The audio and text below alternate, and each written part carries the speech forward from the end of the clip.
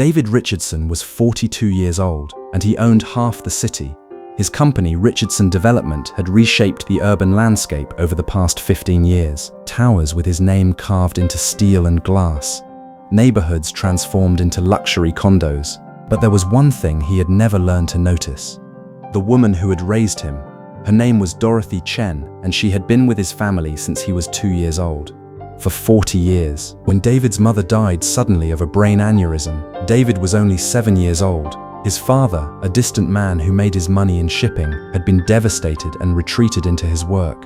It was Dorothy who had filled that void. Dorothy who had held David when he woke up screaming from nightmares. Dorothy who had sat with him in the dark for hours, not saying anything, just being present. Dorothy who had learned to braid his hair because he refused to let anyone else touch him. Dorothy who had cooked his favorite meals and left notes in his lunchbox. Dorothy who had been more of a mother to him than his actual mother had time to be. And yet, in all his 42 years, David had never asked her about herself, not once, not really. He knew the practical things. She came to work at 7 in the morning and left at 6 in the evening. She had Thursdays off. She lived somewhere on the south side of the city, in a neighborhood he had never visited. She was paid a salary that he had never bothered to calculate if it was fair or not. He had simply given her what seemed like a generous amount and assumed that was enough. But he had never asked about her life, her family, her dreams, her struggles, whether she was happy or lonely or scared or content. She was just there, quiet, faithful, invisible. 3 weeks ago, something had shifted. David had been working late, reviewing a contract for the Harbor Point development. 600 families would be displaced to make room for luxury condos. The numbers were solid, the profit projections were impressive. Everything was in order. He had not thought twice about it. Not until he happened to look out his window and see Dorothy leaving the building below. It was 7:30 in the evening, long after her shift should have ended. But what caught his attention was not the time. It was what she was carrying. 2 heavy canvas bags. Bags that she had not arrived with that morning. His mind went immediately to the dark place. She is stealing. That was David's first thought. So over the next few days, David started watching her more carefully. He noticed her taking bags home on Tuesdays and Thursdays, always the same time, always looking around to make sure no one was watching. His suspicion grew. He ran an inventory check of his penthouse. Nothing obvious was missing, but that did not ease his mind. So on a rainy Thursday night, David made a decision he was not proud of. He decided to follow her. He left work early, something he almost never did. He parked his car down the block from his apartment building. He waited in the cold rain, hands gripping the steering wheel, feeling like a criminal himself. When Dorothy walked out at 5:45, coat pulled tight against her body, the 2 heavy bags weighing her shoulders down, David's chest tightened. Tonight he would know the truth. She took the bus south, deep into neighborhoods his company owned, blocks he had renovated and gentrified. She got off at 42nd and Morrison, a corner intersection that was supposed to be next in his development pipeline. The area was rough, boarded up storefronts, graffiti on the walls, people sitting on stoops despite the rain. Dorothy turned down an alley behind an old church, paint peeling from years of weather and neglect. The church had to be at least 100 years old, closed for decades probably. David parked and watched from a distance as Dorothy knocked on a side door. He held his breath. The door opened. Light spilled out. Warm yellow light. And people. Lots of people. Dorothy disappeared inside. David waited 5 minutes. Then he stepped out of his car and walked to the church. He paused at the door. His heart was pounding. He pulled it open and walked down the concrete stairs into the basement. What he found there stopped him in his tracks. The basement was full of people. Homeless men in worn jackets, tired mothers holding children's hands, kids in thin coats that would not keep them warm when winter truly arrived. Teenagers sitting quietly in corners, all of them eating soup from paper bowls. And there was Dorothy. She stood at an old stove in the corner, hair down, a simple sweater covering her work clothes, serving food, calling people by name, smiling like David had never seen her smile. Not at him, not in his house, never like that. A young man stepped up to the counter. "Miss Dorothy, you got cornbread tonight." His voice was hopeful. "Making it fresh tonight is special." She reached into a warming basket and handed him 2 pieces wrapped in foil. "You take these, baby. Keep you warm on your way." The young man smiled like she had given him gold. A little girl, maybe 7 years old, tugged at Dorothy's sleeve. "Where does the food come from, Miss Dorothy?" She knelt down, putting herself at eye level with the child. The little girl's hair was matted, her clothes were dirty, her eyes were old in a way children's eyes should never be. "I make it with love, baby, so you grow strong." The little girl smiled and hugged Dorothy's neck. Dorothy held her like she was the most precious thing in the world. David could not breathe. Those bags were not stolen, they were given. Dorothy was using her own money, her small paycheck, the money he paid her, to feed people who had nothing, people his company had pushed out of their homes, people his developments had rendered homeless. David stumbled backward and up the stairs. The rain hit his face, cold, hard, real. He walked back to his car and sat in the front seat, hands shaking, chest tight. He waited 2 hours in his car, watching the basement door, watching people leave with full bellies and smiles on their faces. When Dorothy finally came out at 9:15, empty bags draped over her arm, her shoulders slumped with exhaustion, David's chest clenched. He rolled down his window. "Dorothy," he called out. She turned. Her face showed no surprise, just a kind of quiet sadness, like she had been waiting for this moment, like she had always known this day would come. "Get in," David said, his voice sounding strange to his own ears. She hesitated for just a moment. Then she walked over and got in the passenger seat. They drove in silence through the rain-soaked streets. The wipers beat a steady rhythm, the only sound in the car besides their breathing. Finally, David's voice cracked. "How long?" Dorothy stared out the window at the passing city. 17 years, she said quietly. "Since my daughter died." David's stomach dropped. He had sent flowers to a funeral once, years ago. He had asked his assistant to arrange it and had not thought about it again. He had never asked how she died, why she had died, what her name was. "Her name was Grace," Dorothy said, as if she could read his mind. "She was 28 years old when she passed." "What happened to her?" David asked, his voice barely above a whisper. "She had diabetes. Grace needed insulin, but the insulin was expensive. Her insurance did not cover it all, so she would ration it, take less than she needed, try to manage it with diet and exercise." Dorothy's voice was steady, but her hands were trembling. One day her blood sugar dropped so low her body could not recover. They found her in her apartment. She had been alone for 2 days before a friend checked on her. David felt tears burning his eyes. "Dorothy, I am so..." "Do not apologize to me," Dorothy said sharply. Her voice cut through his attempted sympathy. "You did not know her. You did not know me." She turned to look at him for the first time. "And I decided a long time ago that I would not burden you with my grief. You had your own life to live, your own empire to build. So I made a choice. I decided that instead of drowning in my pain, I would use it. I decided that I would make sure no one else suffered the way Grace suffered. No one else went hungry because they could not afford food. No one else went without medicine because it cost too much." Dorothy's eyes were fierce now, full of a strength David had never seen. "So I started coming here, started cooking, started serving, started giving away the money you pay me, because at least then my daughter's death meant something." They drove in silence for several more minutes. David did not know what to say. How do you respond to something like that? He had lived his whole life and never known that the woman who had raised him had lost a child, never knew she was using her wages to feed strangers, never knew she was a hero to the people in that basement. He took her to a house, a small single-family home on the south side. He walked her to the door. Inside, through the open doorway, he saw a framed photograph on the wall, but it was not a family photo. It was a military medal, bronze star.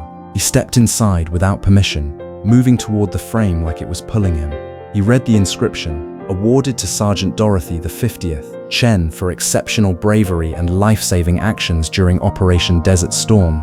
She had saved 17 lives." Dorothy stood in the doorway, watching him.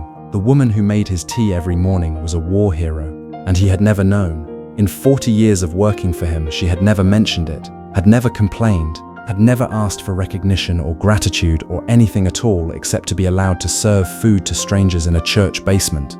David turned to look at her, the woman he had hired 40 years ago, the woman who had been more of a mother to him than anyone else in his life, and he realized he did not know her at all. David did not go home that night.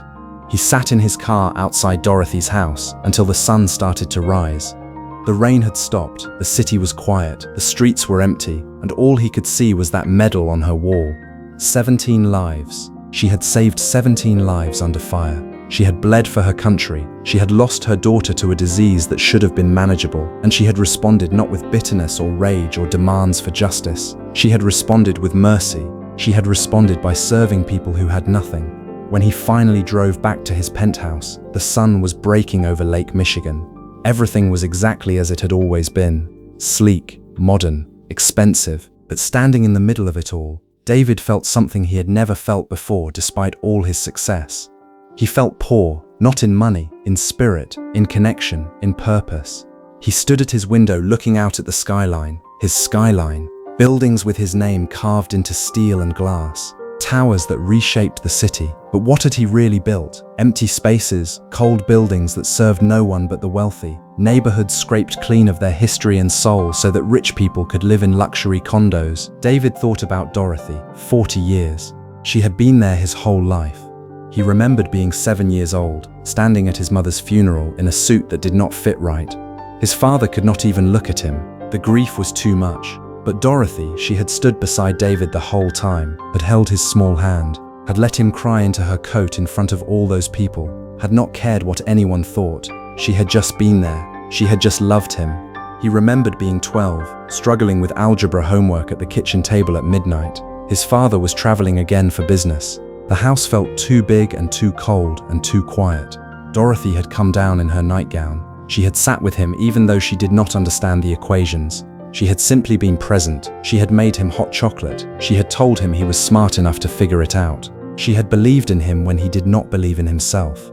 He remembered being 17, the night before he left for college. Dorothy had packed his bags, ironed his shirts with meticulous care. When he came downstairs with his suitcase the next morning, ready to leave, she had hugged him, the only real hug he had gotten in years. His father had shaken his hand, but Dorothy had held him, had whispered in his ear, "Make me proud," and he had dedicated himself to making her proud. He had built an empire, made millions, made billions, put the Richardson name on half of the city, but he had never once asked if she was proud, never asked what she needed, never asked if she was okay, never asked about her daughter who had died, never asked about the medal on her wall, never asked about anything except whether his coffee was ready. The realization sat in his chest like a stone, heavy, immovable, crushing him from the inside out. David walked into his kitchen. He heard the front door open, soft footsteps in the hallway. Dorothy was here, same time as always, 5:45 a.m. before the city woke up. Quiet, faithful, setting up his day. She moved through the kitchen with a practiced efficiency he had never truly appreciated, setting out his breakfast, fresh fruit cut into perfect pieces, toast, coffee, the same routine she had done for decades without recognition or thanks. David stood in the doorway watching her work. "Good morning, Mr. Richardson," she said, not looking up. Her voice was professional, distant, the voice of an employee, not the voice of a woman who had raised a boy from infancy, not the voice of someone who deserved to be known and cherished. "Dorothy," he said. She paused. Something in his voice made her glance at him. She studied his face, and David realized he looked terrible. His hair was uncombed, his clothes from yesterday were wrinkled, his eyes were red from crying. "Are you feeling all right, sir?" she asked, genuine concern crossing her face. "I did not sleep well," David said. And David realized something that made his stomach turn. She was still calling him sir, still moving carefully around him like he was someone to serve, not someone to trust, not someone to be honest with, not someone worthy of knowing her real self. After 40 years of loving him, she still did not feel safe enough to be authentic with him. She still maintained that wall of professionalism between them, and he had built that wall without even knowing it, through years of not asking, not caring, not really seeing her. Dorothy turned to leave, and David's voice stopped her. "Dorothy." She turned back. "Yes, Mr. Richardson." He looked at her, really looked, and saw a stranger, a woman with a whole life he knew nothing about, a war hero the world forgot, a mother who had buried her daughter, a saint who had chosen mercy instead of bitterness, and he had reduced her to someone who made his coffee, someone who kept his house clean, someone whose entire existence revolved around serving him.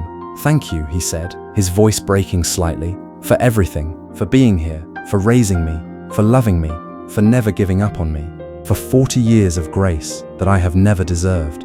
Dorothy's face softened for just a moment. He saw something in her eyes, not forgiveness exactly, but recognition. She nodded slowly. "Of course, sir."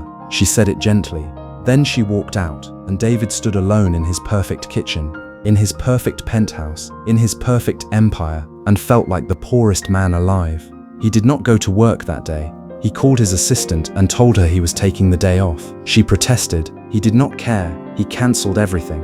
He closed his office door and opened his laptop. He pulled up a search engine and he typed a name: Dorothy Chen, Desert Storm. The search results were sparse: a generic military records database, a list of Bronze Star recipients from 1991. Her name was there, Sergeant Dorothy the 50th, Chen, but there was no story, no article, no recognition, no photographs. The world had forgotten her completely, just like he had forgotten her. He pulled up his bank records. He calculated what he paid her. It was a respectable salary, generous by some standards, but not nearly enough for the woman who had raised him. Not nearly enough for the woman who had saved 17 lives. Not nearly enough for the woman who had buried a daughter and chosen to serve strangers instead of drowning in grief. David shut the laptop. He grabbed his coat. He told his security team he was going out and not to follow him. He drove south, back to 42nd and Morrison, back to that neighborhood he had only seen in development reports and profit projections. In daylight, the neighborhood looked different from how it appeared in the rain. Older women sat on stoops. Kids played in empty lots with toys made from discarded materials. A man in his 70s fixed a car on the street using tools spread across a blanket. People lived here, real people, not statistics, not obstacles to progress. People with names and stories and histories and hopes. David parked near the church, the one with peeling paint and boarded windows. A sign out front read Community Hope Center, all welcome. He walked around back, down those same concrete steps. The basement door was unlocked. Inside it was empty in the daylight, quiet, just folding tables stacked against the wall. A small kitchen in the corner, a few handwritten signs. One said, "Everyone deserves dignity." Another said, "We are one community." The smell of soup still lingered in the air. "Can I help you?" David turned. A young man stood in the doorway. He was wearing a military jacket from a surplus store. David recognized him from last night. "Marcus, I was just looking around," David said. Marcus studied him. "You were here last night, standing in the doorway, watching." David nodded, feeling ashamed. "Yeah, you are the developer, right? The one who owns half the buildings around here." "I am," David said quietly. Marcus crossed his arms. His posture was defensive. "So what are you doing here? What did you want?" "I am trying to understand something." "Understand what?" "Dorothy, the woman who runs this place." Marcus's expression softened slightly. "Miss Dorothy, she does not run it," he said. "She just shows up, been coming every week for years, feeds us, talks to us, treats us like we matter." "How long have you known her?" 3 years, since I came back from Afghanistan." Marcus's jaw tightened at the memory. "I was living on the streets, could not hold down a job. PTSD was eating me alive, had episodes. Flashbacks, nights where I could not sleep because I kept hearing explosions and screaming. Nobody wanted to deal with it." He walked over to the kitchen counter and touched it like it was sacred. "Miss Dorothy found me sleeping behind this church one night. It was January, cold as hell. She brought me soup, hot soup in a thermos, and a blanket. She did not ask questions, did not judge. She just sat with me. Let me talk when I was ready. She listened, really listened." David felt something twist in his chest. "She got me into a program," Marcus continued, "a veterans program. Helped me find a job, helped me get housing, helped me apply for disability benefits. When I was struggling, she checked on me. Still does, every week. Treats me like I am a person who matters." He looked at David directly. "She saved my life. You know she was in the war. Desert Storm?" "I did not know that until last night," Marcus said. "She never tells anyone, never brings it up. Just serves, just gives, just loves people without expecting anything back." David felt tears burning his eyes. 17 people, 17 soldiers under fire. She saved their lives. "I know about that," Marcus said. "She told me once. We were sitting here and I asked her why she cared so much about people like me. People the world had written off, and she told me about the people she saved in the war. Said she remembered every single face, every single story. Said she could have let the trauma destroy her, but she chose instead to honor those she saved by helping other people, by seeing people, by refusing to let anyone be invisible. That is who your housekeeper is, man. That is who you work for." David could not respond. The words were too heavy, too true. "Why are you really here?" Marcus asked. David looked around the basement. "Because I have known her my whole life," David said, his voice cracking. "And I just realized I do not know her at all. I know her paycheck. I know her schedule. I know that she makes my coffee at 6 every morning. But I do not know her. Not really. Not the way I should. Not the way she deserves." Marcus watched him carefully. "You are the one she works for, aren't you? The family she has been with for decades." David nodded. "And you never asked?" "No." Marcus shook his head, laughed bitterly. "She gives everything to people like us, people who can offer her nothing in return, and the people she actually works for, the people who could actually help her, the people who could actually change her life. They do not even see her." The words hit David like a hammer, like a truth he could no longer avoid. "I see her now," David said. "Do you?" Marcus challenged him. "Or do you just feel guilty? You just feel bad now that you got a face to the name? You got a sob story that makes you feel something?" David did not answer because Marcus was right. Marcus moved toward the door. "She comes every Thursday night at 7 o'clock. If you really want to understand, do not just visit once. Show up, stay, listen, help if you can. But do not come for her gratitude. Come because you finally see what you have been too blind to recognize." He left. David stood alone in that basement, the smell of soup, the stacked tables, the quiet, and for the first time in his life, David Richardson felt truly small, not because of what he lacked materially, but because of what he had never given, what he had taken for granted, what he had failed to see. That evening, David did something he had not done in years. He went home early. He sat at his kitchen table and opened his calendar. Thursday was blocked with a gala, a formal event, donors and investors and important people who could help expand his empire. He looked at the event name, the Richardson Foundation Charity Ball. He almost laughed at the irony, a charity ball celebrating his charitable giving, while the woman who had inspired whatever goodness was in him was serving strangers in a church basement. David deleted the entire event from his calendar and typed in its place, Community Hope Center, 7 p.m. He did not know what would happen, but he knew he could not walk away. Not this time, not anymore. Thursday came slowly. David spent the entire week in a fog of realization and guilt. He tried to work, he sat in meetings but did not really pay attention. His business partner asked if he was feeling okay. He said he was fine. He was lying. He was waking up.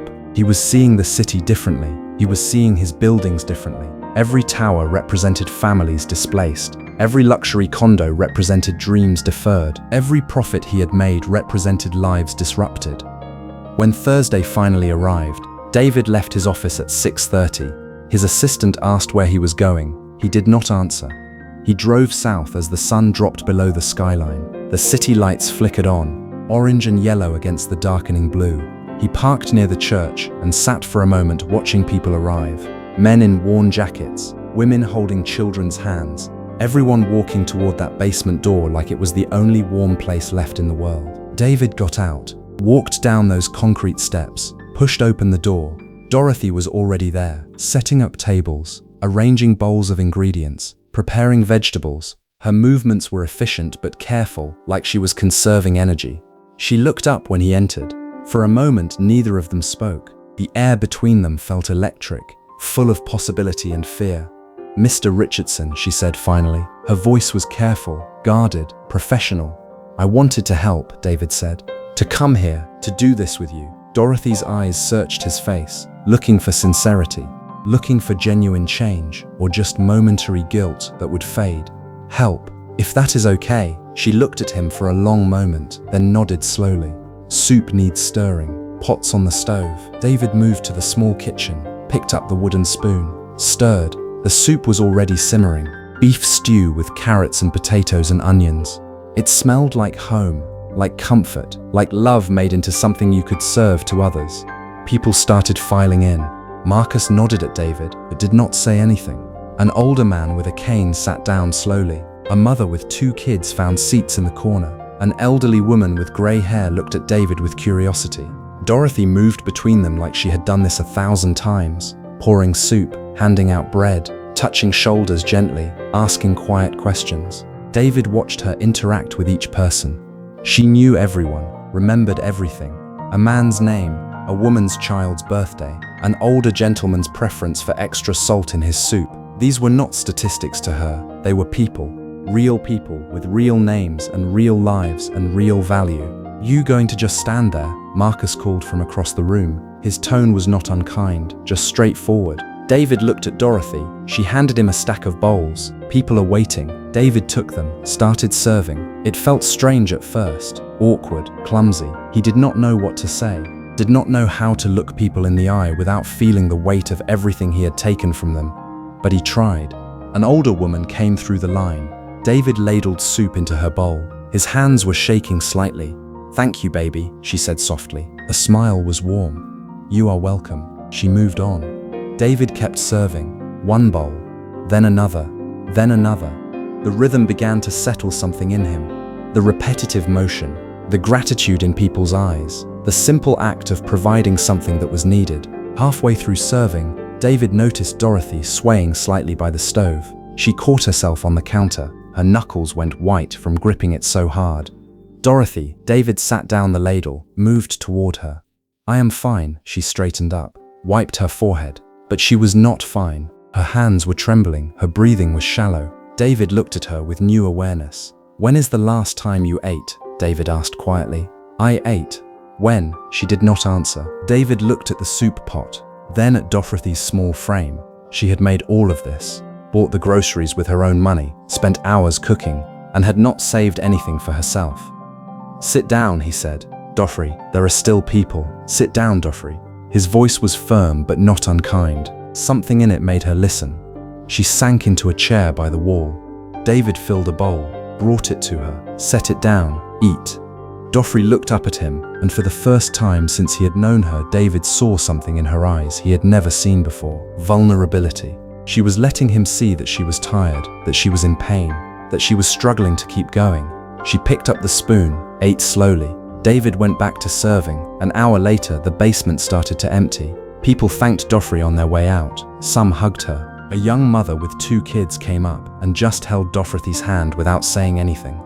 Words were not necessary. Dorothy had given her something beyond food, had given her dignity. David helped clean up, stacked chairs, washed bowls, wiped down tables. Dorothy moved slower than usual. Her shoulders sagged. Her movements were economical, conserving energy. When everything was done, she pulled on her coat, picked up her empty bags. "I will drive you home," David said. "You do not have to," Dorothy said. "I know I do not have to. I want to." Dorothy looked at him for a long moment, then nodded. They walked to his car in silence. She got in. They drove through the dark streets. The city was quiet at night, different from the chaos of the day. "Why did you come tonight?" Dorothy asked quietly. "Because Marcus told me something. He said if I wanted to understand you, if I wanted to understand what really matters, I needed to show up, to be present, to listen." Dorothy looked out the window. "And do you understand?" David thought about that, about the people he had served tonight, the gratitude in their eyes, the way Dorothy knew every single name, the way she had given her entire being to help people who could offer her nothing in return. "I am starting to understand," he said. "What I am starting to understand is that I have been blind. For 40 years, I have been blind to who you are, what you give, what you sacrifice, and I do not know how to fix that. I do not know if I can fix that, but I want to try." They pulled up to her house, a small single-family home on the south side. David turned off the engine. "You should have told me you were not feeling well," he said. "I am fine. You almost collapsed." Dorothy looked out the window. Her jaw was set. "I have been tired before. I will be fine. When is the last time you saw a doctor?" She did not answer. "Dorothy, 3 years," she said finally. "Maybe 4. David's chest tightened. "Why?" "Because doctors cost money, Mr. Richardson, and I had other people to feed." The words cut through him like a knife. "The insurance I give you covers almost nothing," Dorothy said. Her voice soft but honest. "Basic checkups, emergency room if I am dying, but tests, specialists, medicine I actually need." She shook her head slowly. "I chose a long time ago where my money would go, and it was not going to be for me." David sat there speechless. She had been sacrificing her own health for people she did not even know. She had been skipping doctor visits and medicine so she could feed strangers. She had been choosing mercy over self-care. "You should go home," Dorothy said gently. "It is late." She got out, walked to her door. David sat in the car, hands gripping the wheel, watching the light in her window flicker on, and something inside him broke open. Not guilt this time, not shock, but resolve. A clear understanding that he had to change. Not just how he treated Dorothy, how he treated everyone, what he was building, why he was building it. He pulled out his phone, called his head of HR. It was almost midnight. His head of HR did not answer immediately.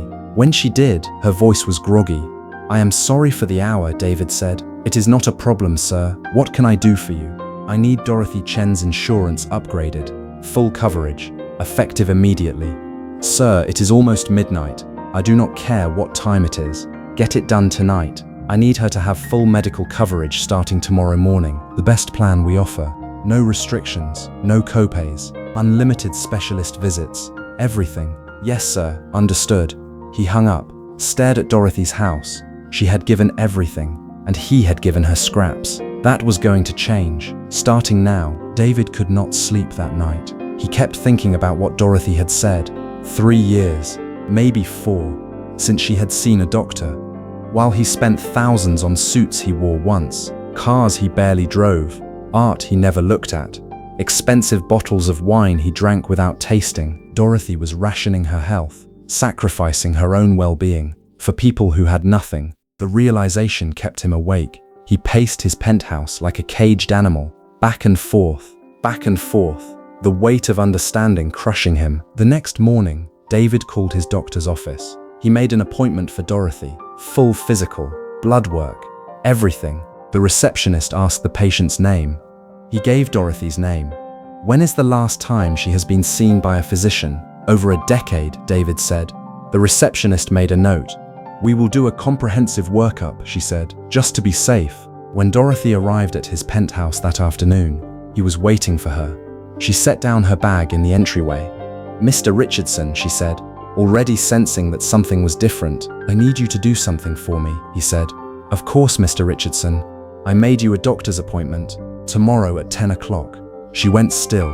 Her face went pale. "I do not need." "Yes, you do," David said firmly. His voice was not unkind, but it was absolute. "I do not need anything from you except to take care of yourself. The insurance was upgraded last night. Full coverage, no copays, no limits." Dorothy stared at him. Something shifted in her expression. Not gratitude exactly, something harder, something that looked like anger. "Why now?" she asked quietly. "Because I did not know," David said. "You did not ask," Dorothy said sharply. "That is not an excuse. You could have asked. You could have wondered. You could have noticed that your housekeeper was struggling. But you did not. You were too busy building your empire. Too busy being important. Too busy being successful." Dorothy picked up her bag. "I will go to the appointment, but not because you are telling me to, because I need to keep doing what I do, and I cannot do that if I collapse." She walked past him toward the kitchen. David stood there feeling the distance between them grow even as he tried to close it. The wall was still there, maybe even thicker now, because his attempts to fix things had revealed the truth, that he was fixing his guilt, not actually changing anything fundamental. Over the next few days, David started spending more time at home, working from his study instead of his office, watching Dorothy move through the penthouse with that same quiet efficiency. But now he noticed things he had never seen before. The way she paused at the top of the stairs, catching her breath, holding onto the railing. The way she gripped the counter when she thought no one was looking. The way her hands trembled slightly when she poured his coffee. The way she winced when she bent down to pick something up. She was in pain, chronic pain, and she had been hiding it for years. Wednesday evening, David found her in the kitchen. She was packing containers, soup, bread, vegetables. "You are going to the center tonight?" he asked. "I go every week. Let me help." Dorothy did not look up. "You helped last week. I want to help again." She stopped, set down the container, turned to face him. "Mr. Richardson, I do not know what you are trying to do, but whatever this is, this sudden interest in my life, it does not change anything." "What do you mean?" Her eyes met his, clear, unflinching, burning with emotion she had kept hidden for so long. "I have been invisible to you for 34 years.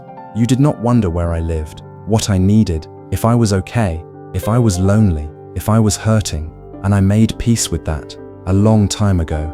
I found my purpose outside of this place, outside of you, but now you follow me, show up at the center, upgrade my insurance, make doctor's appointments, and I am supposed to be grateful. I am supposed to see this as redemption.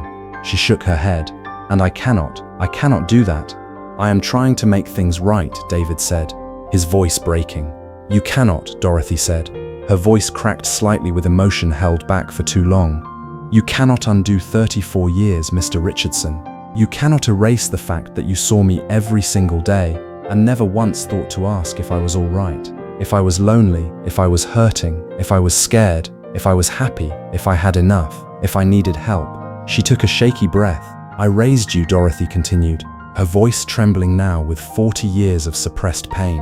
I held you when you cried, fed you when you were hungry, sat with you in the dark when the grief was too much.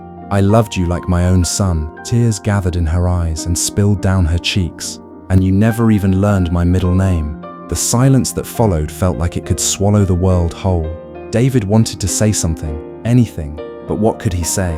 She was right about all of it. Every word was true. Louise, he whispered. Your middle name is Louise. I looked it up. Dorothy Louise Chen, born 1955 in Seoul, Korea, came to America at 16. Joined the army at 19. Your daughter was named Grace. She died at 28 from diabetes complications because she could not afford her insulin. Dorothy turned away from him. Do not, she said.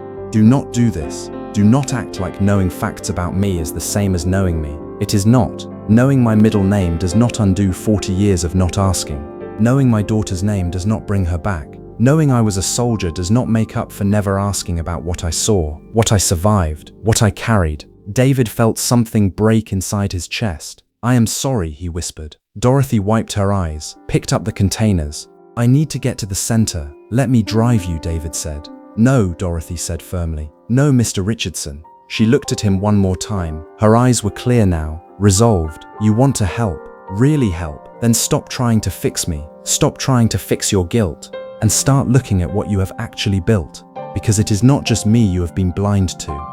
She walked toward the door. It is everyone you have displaced, everyone you have treated as a means to an end, everyone whose life you have transformed without their consent, without their input, without even asking them what they needed. She paused at the door. I have watched you build an empire, and it is impressive. It really is. But empires built on other people's loss do not stand forever, Mr. Richardson. They crumble, and when they do, all you are left with is money and an empty house. So if you want to change, if you really want to change, then change what you are building, not just for me, for everyone.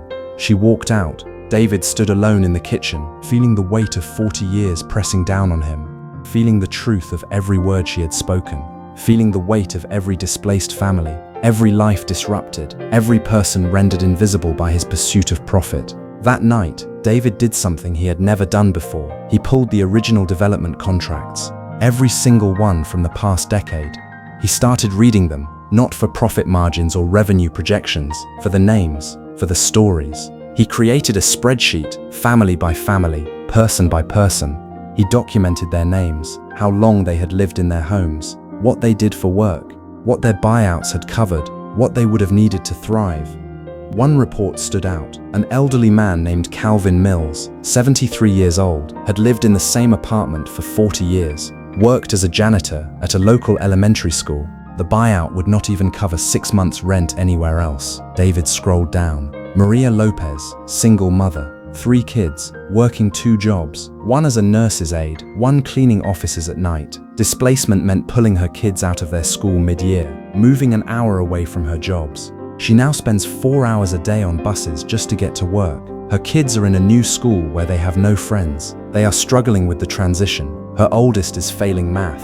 The youngest has anxiety about change. 600 families, 2,000 people, real names, real lives, real loss. And David had signed off on it without thinking twice, without even reading their names, had authorized their removal from the only homes they had ever known, had made decisions that would echo through their entire lives, had prioritized his profit margin over their stability, over their children's education, over their access to jobs, over their community bonds.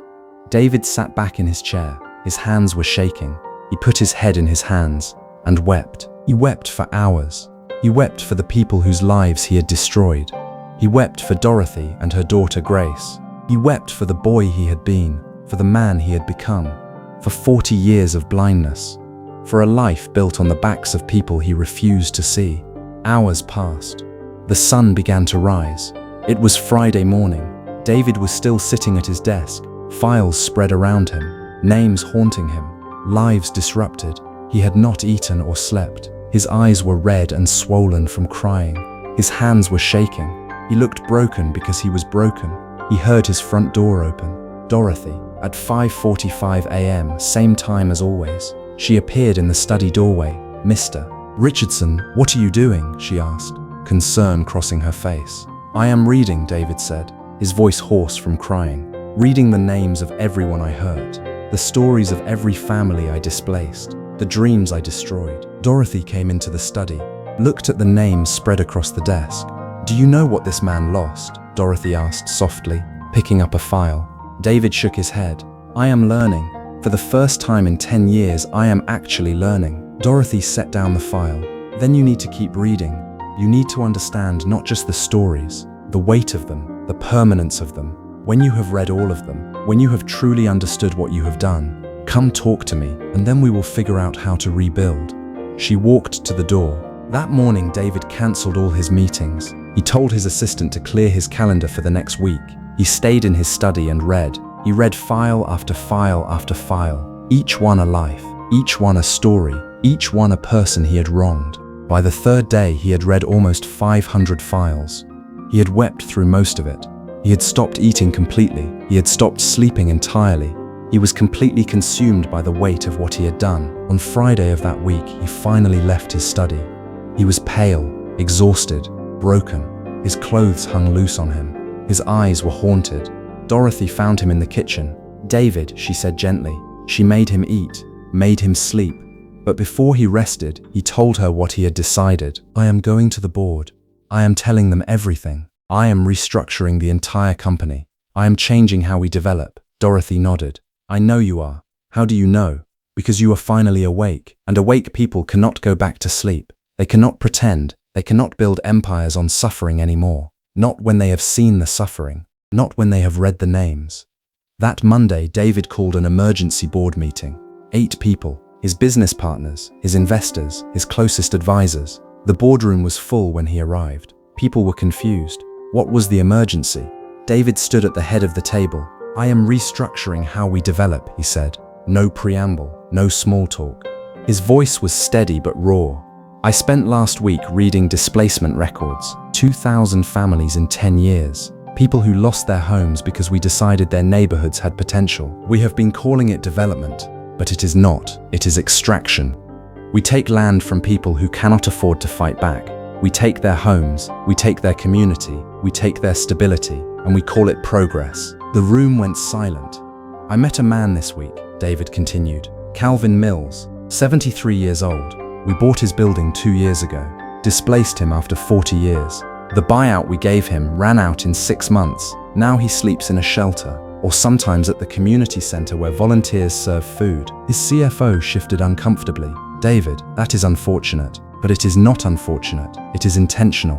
His voice rose. "We knew what would happen. The projections showed it. 60% of displaced residents would be priced out of the surrounding area. We saw that data, and we moved forward anyway, because it was profitable," his CFO said. "That is how business works. Then maybe we are in the wrong business." The room erupted, people arguing, questioning his judgment, suggesting he was having a breakdown, saying he was being unrealistic, that this was not sustainable, that they would lose investors. David let them argue.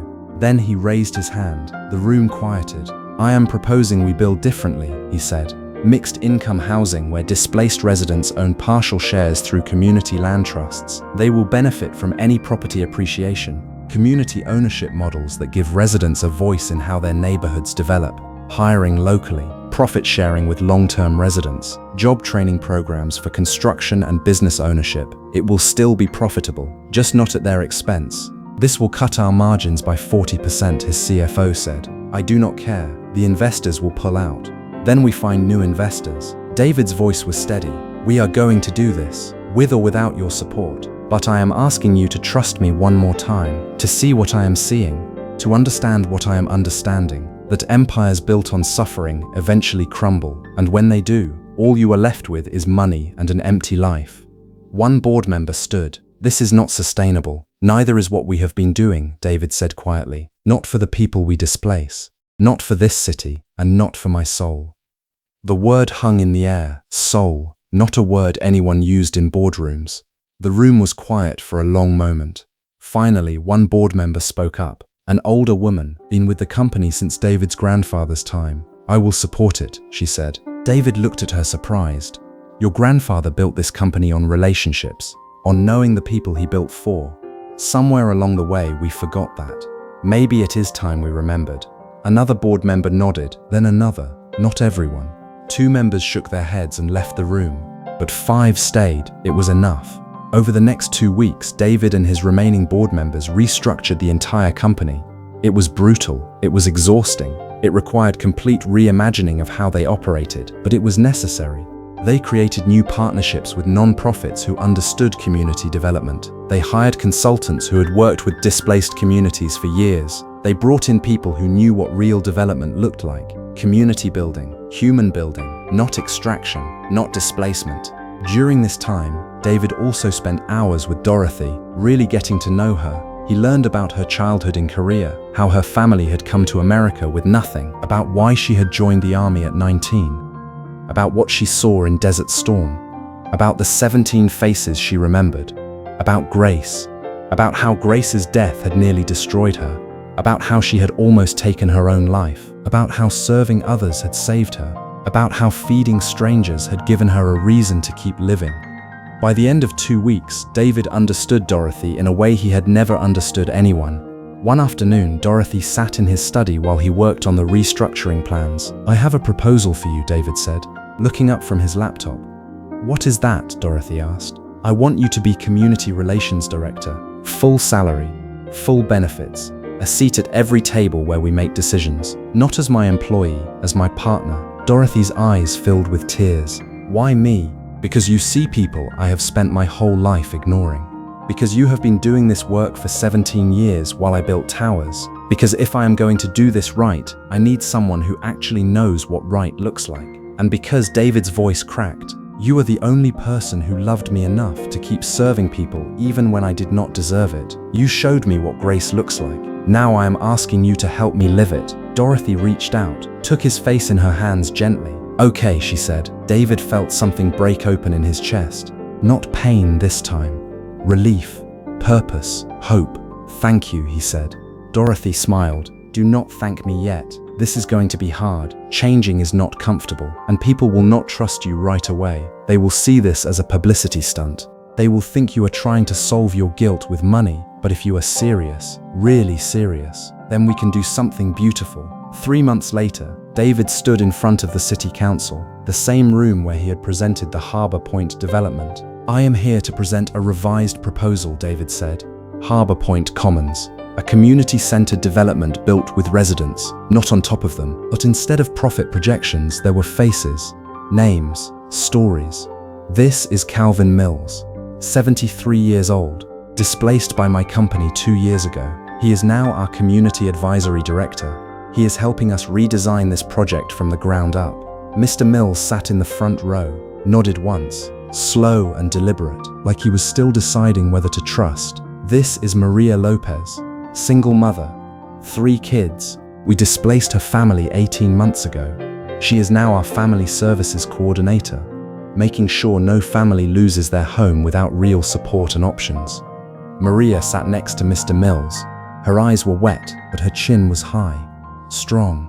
"The new Harbor Point Commons will be 40% affordable housing, 30% workforce housing, 30% market rate. Every displaced family has been offered first right to return, not as tenants, but as partial owners, through a community land trust. They will own part of the building. They will benefit from any appreciation. They will have a voice in how the community develops. We are hiring locally, offering training programs for construction jobs, offering microloans for small businesses, a community center with free programs run by the people who live there." David paused. "This project will take longer, cost more upfront. Yes, our profit margins will be smaller, but we will be building something that lasts, something that serves, something that benefits everyone." One council member raised her hand. "Mr. Richardson, This is a significant departure from your previous model. What changed? David looked at Dorothy, sitting quietly in the back row. I did, he said simply. I finally woke up. The vote was unanimous, approved. When David walked out of the council chambers, Mr. Mills was waiting. You did good in there, the old man said. We did good, David corrected. Mr. Mills smiled for the first time. Yeah, we did. Recovery and continuation. Restored gap. Thursday morning, the hospital crisis. But before the public celebration could truly begin, something happened that changed everything. Thursday morning, David's phone rang. It was early, 6 a.m. Mr. Richardson. This is Dr. Patel from Northwestern Memorial. You are listed as the emergency contact for Dorothy Chen. David's stomach dropped instantly. His heart began to race. Is she okay? He asked. His voice was already breaking. She is stable, Dr. Patel said, but she collapsed during her appointment yesterday. We admitted her for observation. We are running tests. Initial results are concerning but manageable. David was out the door before the doctor finished talking. He drove to the hospital, breaking several traffic laws. He did not care. He found her on the 4th floor in a private room. She was asleep, and 4 in her arm, monitors beeping softly beside the bed, oxygen tubes in her nose. She looked so small, so fragile, so vulnerable. David sank into the chair next to her bed. His hands were shaking so badly he had to grip his knees to make them stop. He sat there for 2 hours just watching her breathe, praying that she would be okay, praying that he had not waited too long to change, praying that he would get a chance to actually know her, to actually be there for her, to actually repay even a fraction of what she had given him. Dr. Patel came in around noon. She was young, kind eyes. She pulled up a chair and sat down across from David. Mr. Richardson, I am not her son, David said before the doctor could begin. I am her employer. Dr. Patel paused, nodded. Dorothy has advanced diabetes, the doctor said. Her kidneys are showing early damage. Her blood pressure is dangerously high, and she is severely anemic. She likely has been dealing with these conditions for years without proper management. David felt the room spin. All of these conditions are treatable, Dr. Patel continued, but they have gone unmanaged for far too long. She told me she has not seen a doctor in over 3 years. I know she needs medication, David said quietly. Specialist care, regular monitoring. The doctor looked at him directly. Her previous insurance would not have covered most of this. She would have had to pay out of pocket, probably $400 to $500 a month, maybe more. David closed his eyes. She was choosing between her health and something else, Dr. Patel said softly. Do you know what that was? David nodded. Feeding people who had nothing, he whispered. The doctor was quiet for a moment. She is a remarkable woman, she said. I know, David replied. He never knew. Not until 3 days ago. Not until it was almost too late. Dr. Patel stood. She will need to stay here for a few days. We are getting her stabilized. We are starting her on medication, getting her diet under control, running additional tests. But Mr. Richardson, she cannot keep living the way she has been. Her body will not take it. She has been pushing herself too hard for too long. She needs rest. Real rest.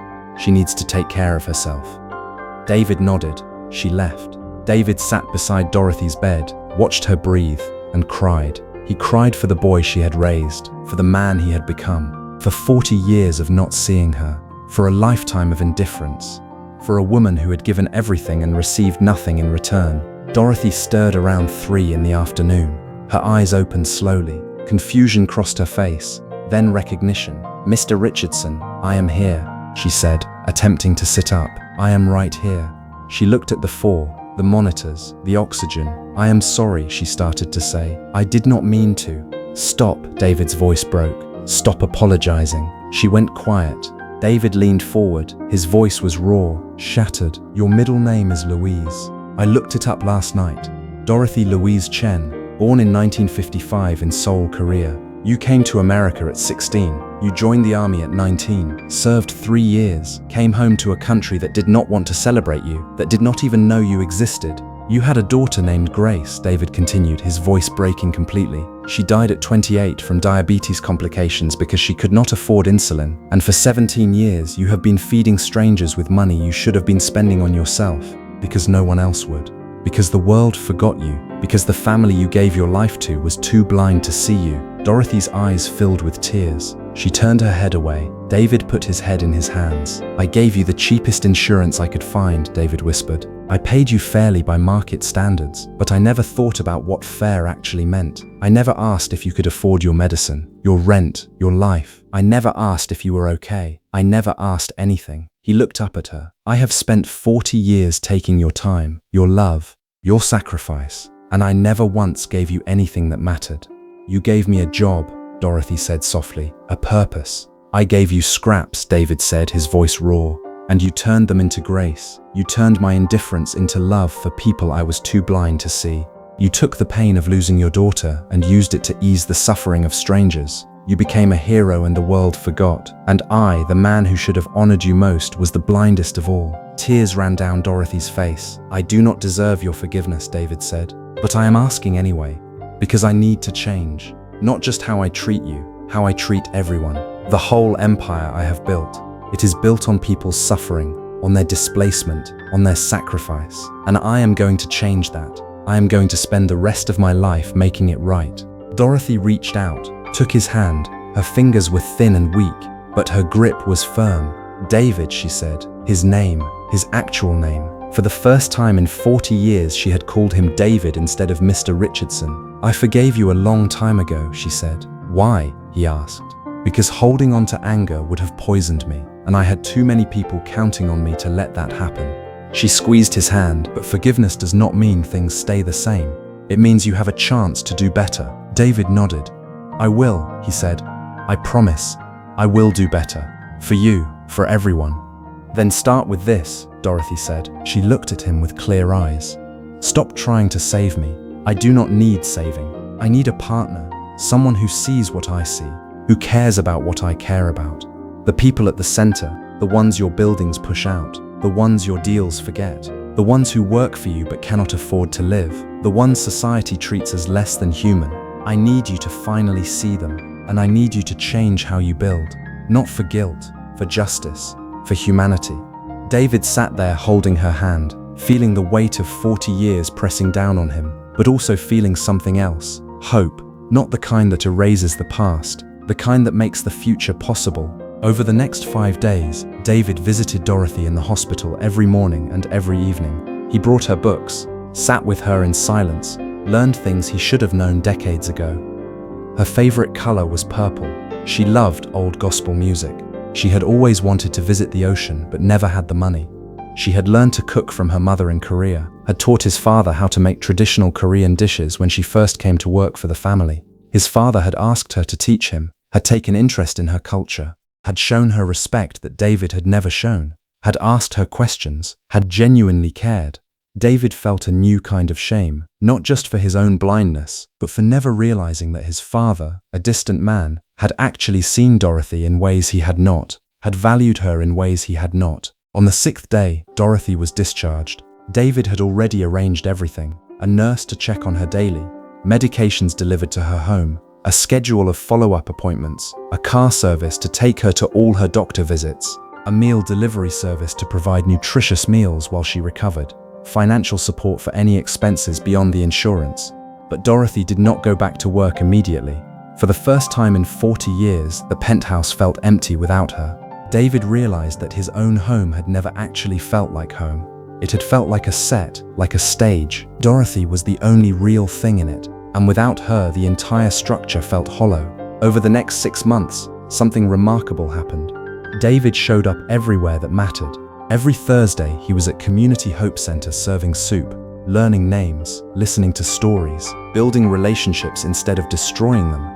Every Monday, he met with the Community Advisory Board, residents who had been displaced, now helping reshape how Richardson Development built. Marcus was hired as Director of Veteran Services. He designed programs that helped former soldiers find jobs, housing, mental health support, specialized training for trauma recovery. Mr. Mills brought in other longtime residents, people who knew the neighborhood's history, who understood what the community needed. And Dorothy, she was everywhere, connecting people, building trust, showing David how to see what he had been missing his whole life. She became the heart of the organization, the person everyone turned to, the person who made things real. One evening, David and Dorothy sat in the church basement after everyone had left. "You know what is different now?" Dorothy asked. "What? You ask questions. You used to tell people what they needed. Now you ask them." David nodded. "I am learning." "You are doing more than learning," Dorothy said. "You are changing." She looked at him. "I am proud of you." The words hit David like a wave. He had built an empire, made millions, reshaped a city, but he had never heard those words before. "Thank you," he whispered. They sat in comfortable silence. Then Dorothy spoke again. "My daughter Grace, before she died, she used to volunteer at a soup kitchen.